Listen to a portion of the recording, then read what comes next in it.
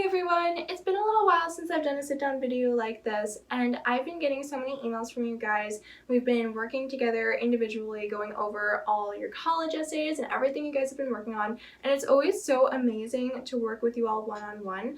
But since I've been getting so many requests from you guys asking what you should write about for your college essays and just looking for guidance in that subject, I thought I should film this video today. So I'll be going over several different common application essays, personal statements that I think are really good, and talking about what I like about them and what I think worked for them. I already have a video out there reading my own Columbia personal statement, which got me into my dream school, Columbia University, where I applied ED. So I will link that right up here and down below in the description box for you guys to check out. So since I've already done Columbia essays, today I'm actually going to be reading 2 publicly available successful Harvard essays. Now, if you guys like this kind of video, I'd be happy to make it into a series with all the different Ivy Leagues, so just let me know in the comment section down below.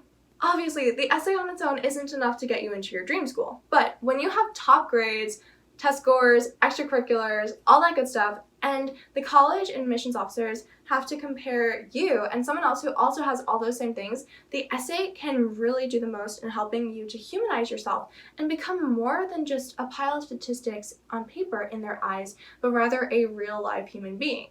And as I like to say, it's much harder to say no to a real life person than an SAT score. Before we get into the video, please like and subscribe and hit that notifications bell to make sure you're notified every time I post. It means so much to me to see my subscriber count going, and every time I get new subscribers, that's one more person that I can help and, just give some guidance to. So to everyone watching this video, thank you so much for joining our little corner of the internet, and I really hope you stick around. Now let's get into it. As a quick disclaimer, I'm not a college admissions officer myself, but I have learned from them, and I have spent countless hours speaking with, researching, and reading everything I could get my hands on, everything that's out there by college admissions officers about what they look for in college essays. So I'm evaluating these 2 essays today from that perspective, in addition to my own perspective as someone who is a published writer and has a very extensive creative writing background in particular, in addition to having gone through the process successfully myself. As some of you guys know, I mentor a lot of my subscribers one-on-one in creative writing, in addition to offering tutoring, college job help, essay coaching, and help with summer programs, competitions, contests, basically everything that you might need as a high school student. So please, you can always feel free to reach out to me for creative writing mentoring or any of those other subjects at my email, info@myiveducation.org. I'll put it up on the screen, put it in the description box down below. So yeah, feel free to reach out to me at any time. So now that you guys kind of understand my point of view, let's dive right into the first essay, which is entitled Simple Sentences, and I will put it up on my screen as I'm reading aloud so you guys can follow along. If you give me an inch, I'll convert it to centimeters, feet, and fathoms. I'm a lover of laughter, a purveyor of puns, and an ally of academia. I look up to everything and down at nothing. My life is a tangled web of emotions, experiences, and externalities, a smorgasbord for the senses. I'm a quantitative sculpture. My height is 5 feet 9 inches, my weight is 145 pounds, my shoe size is 10. I'm a qualitative figurine. My eyes are brown and oval, my hair is black and wavy, my body proportion is an affront to the golden ratio. I live forward but perceive the world in hindsight. I'm a natural lefty, but write with my right hand. I fall prey to the passions and whims that define humanity, but practice moderation. I'm Chinese by birth, but American by choice. I'm a paradox, an enigmatic trope for all things ideal and inane. Fishing in an algae-infested lake is my hobby, Rubik's Cubing is my life, memorizing the periodic table of elements is my goal, making the most of every opportunity is my purpose. I'm a pundit of trivial matters, a master baker of Sara Lee homemade cakes, and a symphonic partner to my violin. Knowledge is my true love, envy my ultimate bane, and breakdancing my primary obsession. I'm a 1-time columnist for the school newspaper, a 2-time Knowledge Bowl grand champion, a 3-time gold medalist in the National Latin exam, and a 4-time junior middleweight champion in finger jousting. Psychology explains my behavior, biology determines my physical characteristics, and culture molds my social consciousness. I'm a student by day and sitcom aficionado by night. I live by the law of eccentricity, the one governing uniqueness, not planetary orbit. I have sold my soul to comedy and have learned to leave my inhibitions at home. I know where Waldo is. Always. I'm averse to grammatical solecisms. prone to lisp my V's, and redolent of chlorine from swim practice. My talents take sick leaves at inopportune moments, and my true cognitive abilities kick in only after curfew. My favorite foods are detrimental to my health, and my favorite sports team isn't broadcast in North America. My search for self-identity has left me questioning fundamental tenets, but I navigate the wending traffic of life with blinkers at the ready. I'm driven by ambition and fueled by Red Bull. My repertoire of skills is as diverse as my extensive collection of Pokemon cards. I conduct unresolved reactions without state-of-the-art apparatus, integrate transcendental functions without a calculator, and give stirring Latin oration to strangers without hesitation. I cringe at repetitive redundancy and avoid cliches like the plague. I'm a friend to all and foe to none. I'm a vessel for emotions, hope, and dreams. I am G. So I chose this essay primarily because I get so many questions from the high school students I work with asking what you guys should write about for your college essay. You can tell that this essay was written in response to a prompt along the lines of, what's your identity, who are you, all that good stuff. And you can see that this student probably spent a lot of time thinking and asking himself, what should I write about, before deciding, screw it, I'm just gonna write about everything. That's a really risky approach, and it also could have easily sounded incredibly obnoxious. Like, I get a lot of students who actually try and write their personal statement about someone else. It's always the grandmother, and there's like food involved for some reason. But basically, they go 100% in the other direction when they're asked to write about yourselves. And I totally get it. I mean, I experienced that too. Like, you grow up your whole life being told not to brag, to be a nice person, not to talk too much about yourself, and then, whoa, college job season hits, and all of a sudden you have to talk 100% about yourself, tell the whole world who you are. And yeah, some of these students are gonna go 100% in the other direction. Not this guy. He totally embraces the spirit of the personal statement, which is to convey who you are as a complex, three-dimensional human being without just restating your resume. He obviously talks about some things that he probably put in the activity section of his Common App, like Latin and violin, but then he also gives equal, if not way more time to the other things that never would have gotten a chance to shine otherwise in his Common App, like Rubik's Cube and breakdancing and Pokemon. And in the way that he writes about them, both the sort of prestigious activities and the more casual activities alike, he shows off his very strong grasp of the English language. You guys probably noticed that this essay commits the cardinal sin of college application essays, using big words. But in this case, he actually uses them correctly. Plus, they aren't the usual high school student writing a college essay big words like plethora or myriad. Besides, he juxtaposes them against the things that he talks about that are even more humorous or silly, and he shows that he isn't afraid to talk about elements of his life that might even seem childish. And in doing so, he's simultaneously showing off his smarts. It's a really fine line to walk, but obviously he pulled it off. He even uses some alliteration with smorgasbord for the senses, kick in only after curfew, and repetitive redundancy. I know some of you guys who watch my videos are into creative writing, and actually just the other day I was working with one of my students who is a poet, and we were working on how she could integrate some of her poetic language into her essay without making it sound too flowery. And a really big way in which this particular student achieves that effect, where his writing has these rhetorical elements and actually can be a little poetic, even though he's talking about like Pokemon, is that he uses short sentences, which keeps it from sounding way too florid and overwrought and full of purple prose. And that has the added benefit of really making the reader just kind of zip along because you're so interested in what it is he's saying. The sentences are short and fast, kind of like a speeding car. And so you just get to the end of the essay without even realizing it, which is a huge bonus for an admissions officer who has like 60 seconds to read through this whole thing, if not less, and has read through a million of them, doesn't have like the right coffee brand that they want or something, just wants to get through it, and this hooks your attention and helps you read it quickly. So A++ right there. What's more, this essay refuses the urge that a lot of seniors go through to try and portray themselves as, well, perfect when they're applying to college. I know a lot of you guys go through this, and I completely understand. I went through the exact same thing when I was applying, but the thing is, you don't have to prove that you're super smart to the admissions committee. They already know you're intelligent just from all your AP classes and your awards and your super cool activities and everything it is that you're doing, so you don't have to prove it here. And honestly, that's a really nice thing to know. I mean, it takes a load off. Now you know you don't have to try and be super perfect in your essays. You don't have to prove any philosophical truths or uncover the meaning of what it is to be alive or anything like that. You just have to be you, and if that includes injecting humor into what it is that you're writing, then that's even better. I mean, my least favorite part of this essay is when he mentions the National Latin exam, since that's something that is obviously on his resume. He could have put it in his awards and honor section. And my favorite part is when he says, "My talents take sick leaves at inopportune moments." And side note, at colleges like Harvard and Columbia, the faculty are adamant that they could actually fill each class twice over, if not more, with incredibly smart people that they have to turn away on the basis of small distinctions like what the essay can show them.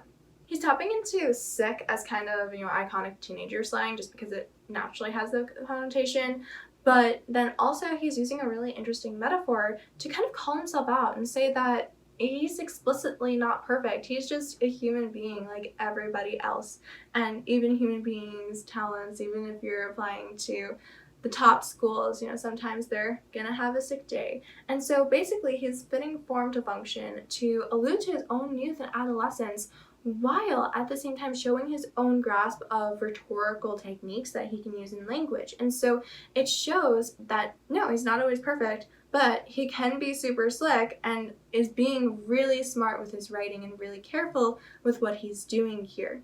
And so it really fits in well with the message of this essay, which once again is that he's a human being, he's multifaceted, complicated, multidimensional, and that's exactly what these kinds of colleges are looking for, because that's what they can latch onto to differentiate you, to remember you, to root for you in front of all the other admissions officers in the room when they're trying to figure out who's going to get in and who isn't.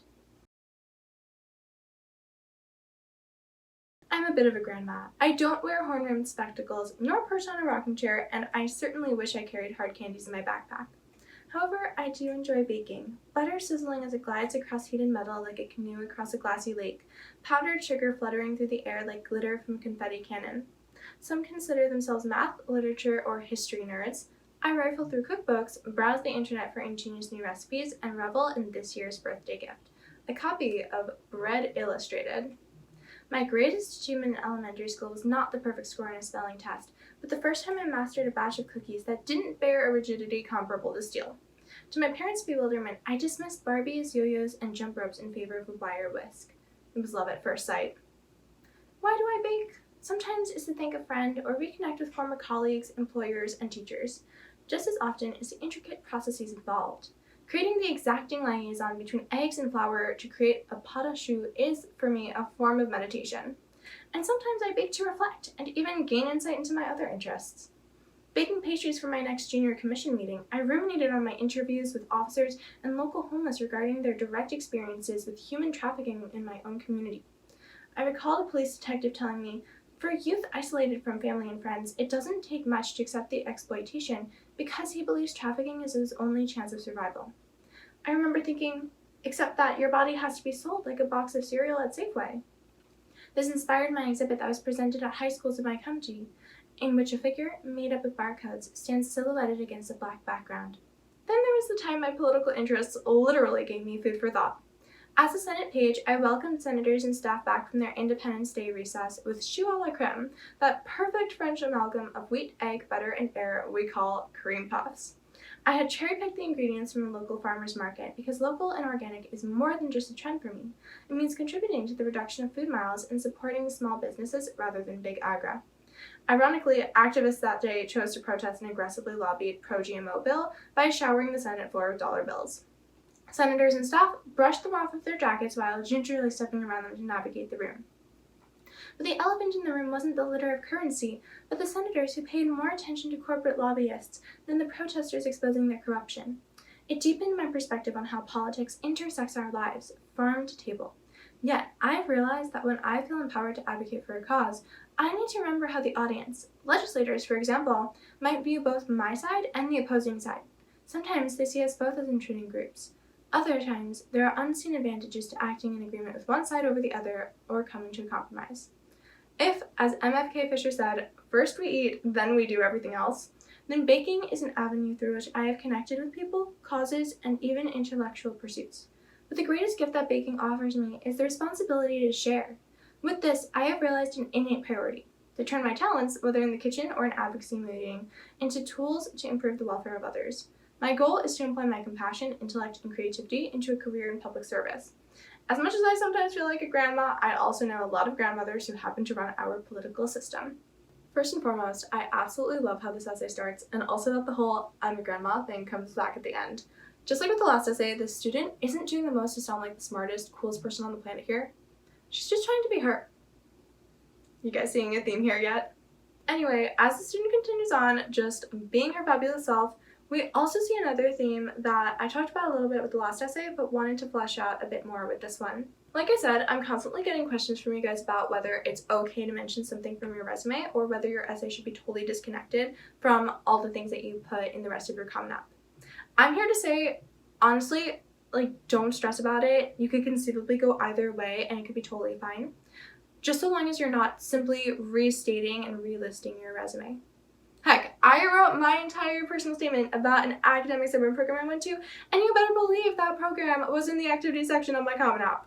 But what the student navigates really deftly is how to weave those more prestigious opportunities into the overall narrative without making it sound like she's disrupting the flow. So, for instance, she talks about how she has these opportunities in community service and art, which sound like really amazing opportunities, but they're interspersed with baking, which is this innocuous, fun hobby that she has, and so it doesn't come across like she's in any way trying to be braggadocious, but rather delve deeply into her intentions and the reasoning behind what it is that she's doing and why she's doing all these cool things. This is a really great template to follow if you also want to get deeper into an activity that may be mentioned somewhere else in your app, but you don't want to sound like you're listing everything directly that you already talked about in your resume or the activity section. If you can couch it in something that you do for fun and truly just because you love it, and if you can add new information and a different perspective on it that couldn't be found elsewhere, then it's totally fine to mention this kind of activity in your essay and go into more depth in it in the personal statement or even in a supplement. Just be sure to ask yourself those two crucial questions. 1. Am I saying something here that's more than what I've already said about this thing on my application? And 2, what does getting into this thing that I'm talking about say about me and my identity? The student also uses specific examples of the kinds of foods that she bakes and really gets into the nitty-gritty of what that process looks like for her as much as she possibly can given the word limit. I especially love the phrase creating the exacting liaison between eggs and flour because she uses the language of diplomacy, which foreshadows the political interests that she talks about later, but it's also about something totally innocuous and fun and sweet like baking, and so it sounds actually kind of funny here, but also in a really heartfelt way. Connecting baking to what she wants to do in her life, like with her Senate activities, also really helps her to create a narrative here that really most clearly runs through her entire application. You can tell she probably wants to go into government, probably major in poli-sci, run for a seat in something. She probably does MUN, debate, maybe mock trial, all that good stuff. And because of that, talking about baking, it shows the reasoning behind all that, but it also adds an extra dimension from budding politician to amateur baker. These two activities are linked for her, but they're different enough to show how multifaceted she is. And the fact that one is very popular and useful for college, a lot of people like to go into poli-sci, versus the other probably wouldn't make a difference in her application unless she was applying for culinary school, shows that she does things not just because she's applying to college and she wants to look good on her applications, but because she loves them, making her sound authentic. That's a huge tip for me for all of you guys right there. Do things because you love them, not because you think they're going to get you into the Ivies.